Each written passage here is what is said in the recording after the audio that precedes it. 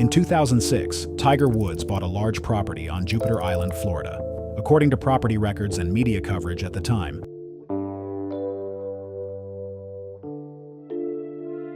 When Tiger Woods purchased his Jupiter Island estate in 2006, it was more than just a high-profile real estate deal. It was a bold statement. With a $40 million price tag, the property quickly became one of the most talked-about homes in the country.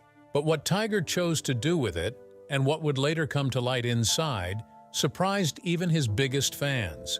He tore down existing structures and replaced them with custom facilities few could even dream of, transforming the estate into something extraordinary. Yet behind the luxury and perfection, the home's story would soon be marked by personal struggles and shocking revelations that no one saw coming. This is the story of Tiger Woods' $80 million Jupiter Island mansion, the extravagant world of Tiger Woods. In 2022, Forbes officially declared Tiger Woods a billionaire, placing him among a very small circle of athletes to ever achieve that milestone. His fortune came from a combination of smart business decisions, lucrative endorsements, and tournament winnings. Sports business consultant Joe Favorito explained that Woods found success at the perfect time, in the perfect sport, with a unique background that made him relatable and approachable to fans and sponsors alike. His ability to turn partnerships into major paydays was clear early on. Back in 2001, Woods partnered with Buick to promote a futuristic concept car called the Bengal. The deal reportedly paid him $5 million a year and even included ads linking his image to the vehicle. The Bengal itself was a sleek two-seater packed with technology like voice-activated controls and a joystick, but it never reached production. After winning the 2001 Buick Invitational, Woods was given the only existing model, making him the sole owner of what became a one-of-a-kind collectible. Cars have always been part of his lifestyle.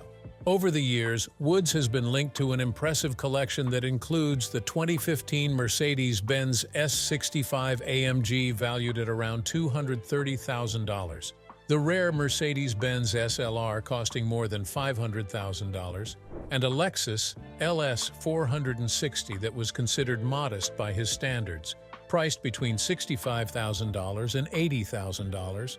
But Tiger's spending goes far beyond cars. His yacht, appropriately named Privacy, is one of his most extravagant possessions. The 155-foot vessel cost $20 million up front, with about $2 million a year in operating costs. Inside, it boasts 5 staterooms for up to 10 guests, water toys like kayaks and scooters, and even a hot tub that can fit 8 people. Despite its name, the yacht attracts plenty of attention wherever it docks. At one point, following his $100 million divorce settlement with Elin Nordegren, Woods even considered selling it. He reportedly hoped for $25 million, but was advised he would likely only recoup the original $20 million. In the end, he decided to keep it, and by 2018, he was seen using it again while in the Hamptons for the US Open. But Woods' attention to detail has also become something of a legend.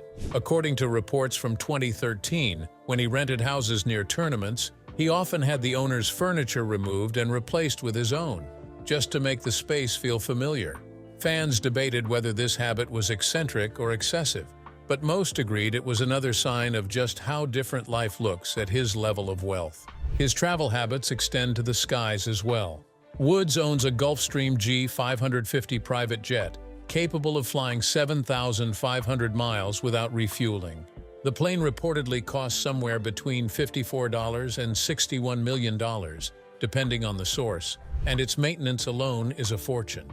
With space for 18 passengers, it reflects both luxury and practicality for a man constantly crossing continents. One story from fellow golfer Camilo Villegas captures just how extravagant life on that jet can be. During a flight, Villegas spilled a glass of red wine across the cabin. The cleanup bill came to $25,000, which Woods insisted Villegas pay. When Villegas tried to transfer the money, the bank refused, saying the account he was sending it to was already full. Woods' empire stretches far beyond the golf course and luxury cars. He even stepped into the restaurant world with the Woods Jupiter in Florida, a high-end sports bar built to feel like a gathering place for family, friends, and fans alike. The project came with a hefty price tag, around $8 million in total, with each square foot costing nearly $1,000. True to form, Woods left his mark on every detail of the design, from a private elevator for quiet entrances and exits to staff uniforms that reflect his long-standing Nike partnership, the brand that still owns the rights to his name. The crash that changed everything. In the early hours of February 23, 2021, the Los Angeles County Sheriff's Department was called to the scene of a devastating single-car accident. Behind the wheel was none other than golf legend Tiger Woods. His SUV had tumbled hundreds of feet before coming to rest, the wreckage so mangled that firefighters had to cut him free. Woods was rushed to the hospital in serious but stable condition, with multiple fractures in his legs. Officials later remarked that his seatbelt may have been the difference between life and death. His longtime agent, Mark Steinberg, confirmed the injuries were severe, impacting both legs. At the time, Woods was in town for the Genesis Invitational at Riviera Country Club.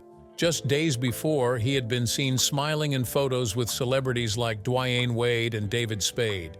He had also been open about his latest back surgery and how it might keep him from playing in the Masters. Now, after the crash, that hope seemed all but gone. By the afternoon, the New York Times reported that his condition was still uncertain. Investigators quickly ruled out alcohol as a factor in the crash, but they stopped short of addressing whether other substances might have played a role.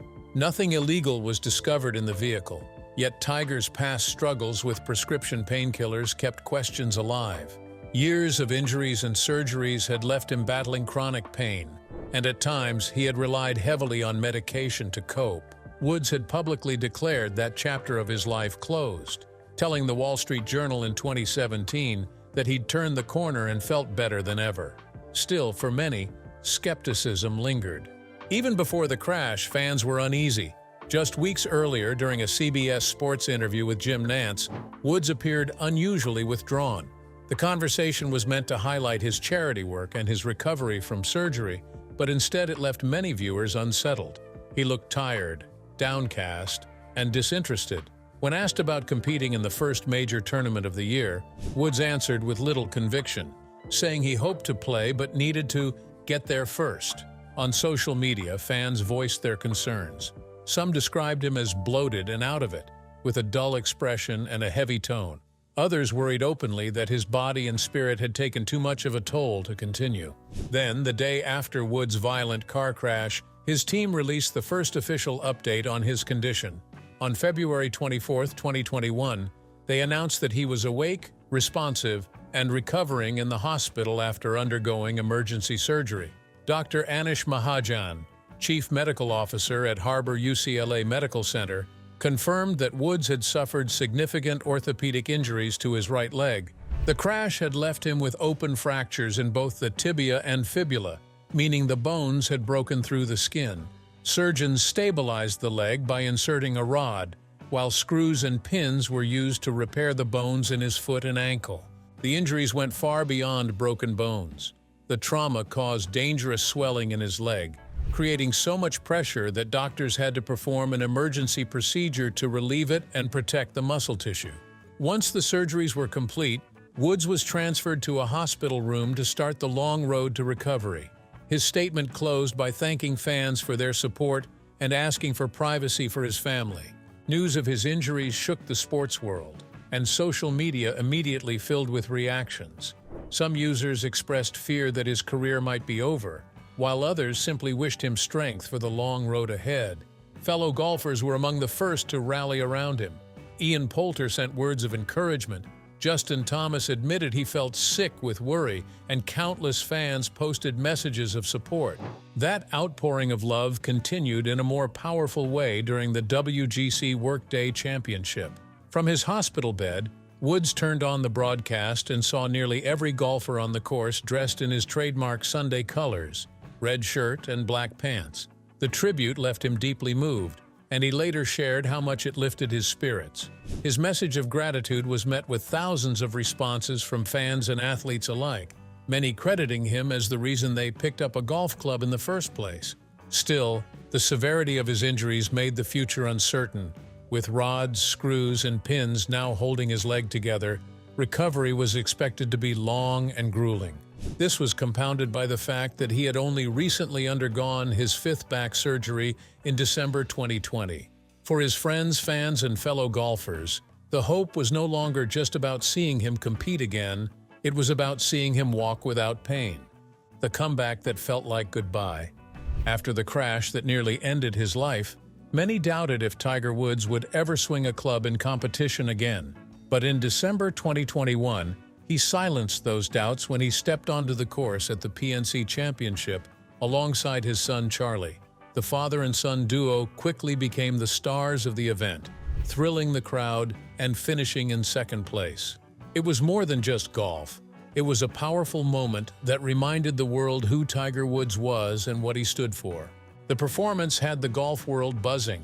Fans began dreaming of his return to the PGA Tour, but the truth was his body wasn't yet ready for the grind. At the Genesis Invitational, Woods admitted that while he could still play, he would need the aid of a cart to do so. Weekend rounds were one thing, but competing at the highest level was another battle entirely. Still, whispers grew louder when it looked like he might actually return to golf's biggest stage. And in his first in-depth interview after the accident with Golf Digest, Woods opened up in a way fans rarely saw. He admitted that while he could still compete here and there, chasing greatness in the way he once did was no longer realistic. Instead, he accepted that his future in golf would look more like Ben Hogan's, choosing a few events a year, picking his battles, and adjusting to his new reality. For Tiger's supporters, it was bittersweet. This was the man who had scaled the mountain again and again, but now he was conceding that his days of full-time dominance were over. Yet there was a sense of peace in his words, as if he had finally come to terms with what had once seemed unimaginable. One of his first press conferences after the accident revealed just how deep that acceptance went. Woods told reporters that he was simply grateful to be alive and grateful to still have his leg. There had been a time, he admitted, when doctors thought amputation might be the only option. The road back had been brutal. 3 months of immobility, stuck in bed, looking forward to nothing more than the simple act of stepping outside. For a man whose life had always been lived outdoors, that wait was excruciating. When he finally did return to the game, it was different. He admitted that his shots no longer carried the same distance, falling short in ways that reminded him of how much had changed. But for Woods, the fact that he could play at all was victory enough. The world got a glimpse of that new perspective when he shared a smiling photo of himself in a golf cart on Instagram, ready for the Hero World Challenge. Fans erupted with excitement in the comments, and even golf brand TaylorMade celebrated his return. Supporters from around the globe chimed in with messages of joy, simply happy to see him back on his feet. The mansion with cracks beneath it. In 2006, Tiger Woods was already a 10-time major champion and one of the most recognizable athletes on the planet when he made one of his biggest purchases yet, a sprawling 10-acre oceanfront estate on Florida's Jupiter Island. The reported price tag was around $40 million, instantly making headlines across the country. Jupiter Island itself is only 17 miles long, sitting just north of West Palm Beach, and is famous for being one of the most exclusive places to live in the United States. Tucked away in privacy, the area is home to celebrities, business moguls, and sports legends like Nick Saban and Greg Norman. Jupiter Island's appeal runs deeper than just luxury homes. Its history dates back to 1715, when a Spanish treasure fleet carrying silver and gold sank just off its shores. Over the centuries, the island transformed into one of Florida's wealthiest neighborhoods, thanks in part to its strict conservation rules that protect much of the land. Unlike other flashy South Florida communities, Jupiter Island still retains its natural beauty, which only makes it more attractive to the ultra-wealthy. Add to that its proximity to Jupiter, Tequesta, and Hobe Sound, with their endless restaurants, shops, golf courses, and waterfront activities, and it's clear why the island is such a magnet for the rich and famous. When Woods closed on his new estate, the sale was record-breaking, earning recognition in Forbes as part of the country's most expensive zip code. The property came with a 13-year-old main house, a couple of guest houses, a beach house, and 2 deep-water docks. Real estate experts immediately speculated that he would tear everything down and start fresh, which is exactly what he did. Instead of renovating, Woods poured another $15 million into building a custom-designed home that reflected his lifestyle. The main residence was built with a massive master suite featuring his and her bathrooms, 3 additional bedroom suites, and an elevator. He added a 400-square-foot gym with a media room, as well as a tennis court, a diving pool, a lap pool, and even an oxygen therapy room. In true golfer fashion, the property also included 4 practice greens with bunkers, plus a golf training studio. Spread across the estate were 4 other buildings: a boathouse, a guest house, a detached garage, and a separate golf facility.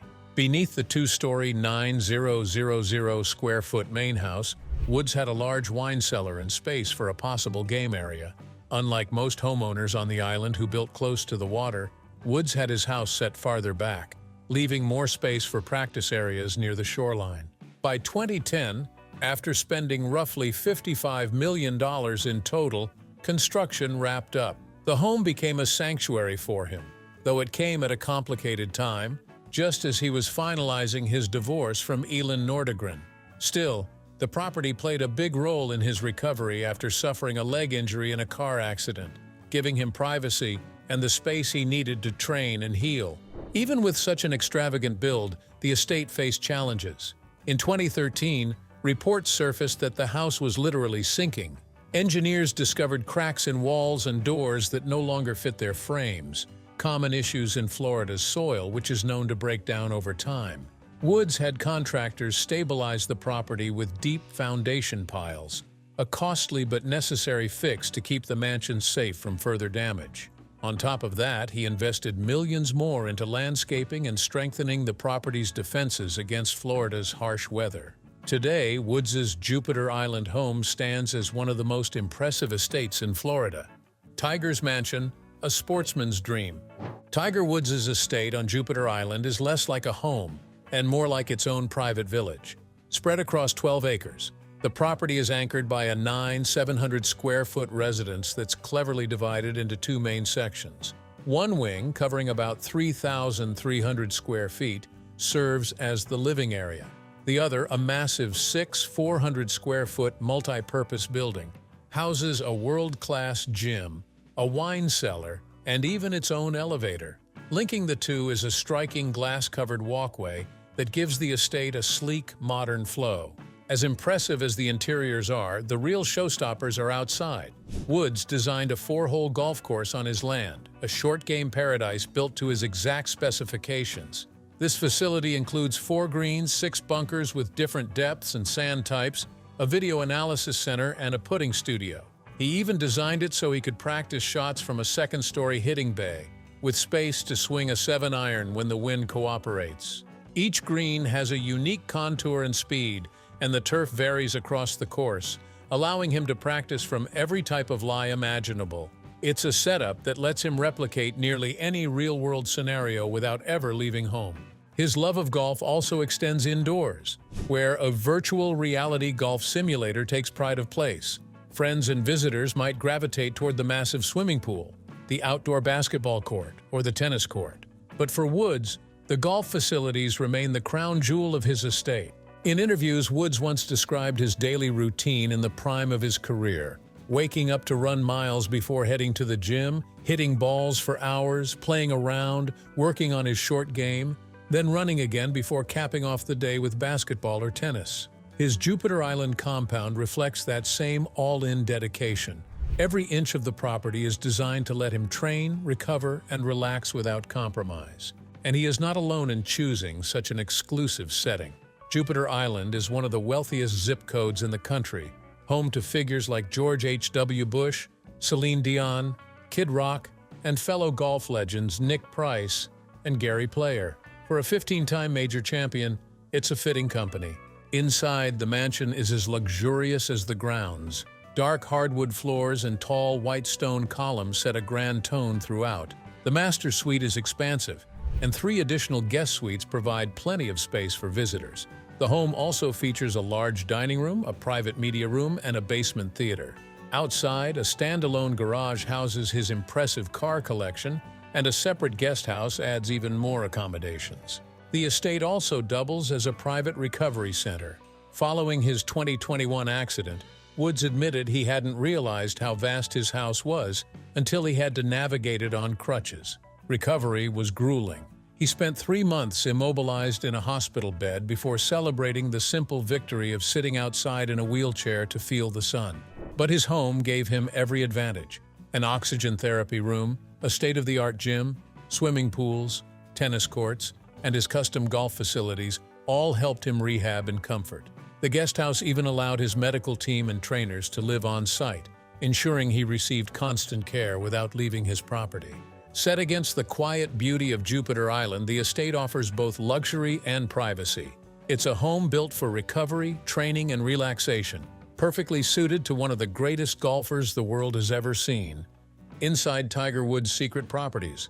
Beyond his sprawling Jupiter Island estate, Tiger Woods has built a real estate portfolio that stretches across the country, each property marking a different chapter in his life and career. His first major purchase came as his fame skyrocketed. In Windermere, Florida, within the gates of the exclusive Isleworth community, Woods bought an 8,000 square-foot Spanish-style home. The appeal was clear: complete privacy. Inside Isleworth, residents enjoyed a world without cameras, autographs, or unwanted attention, just neighbors mingling behind closed gates. Woods first lived there alone, later sharing the home with Elin Nordegren after their 2004 marriage.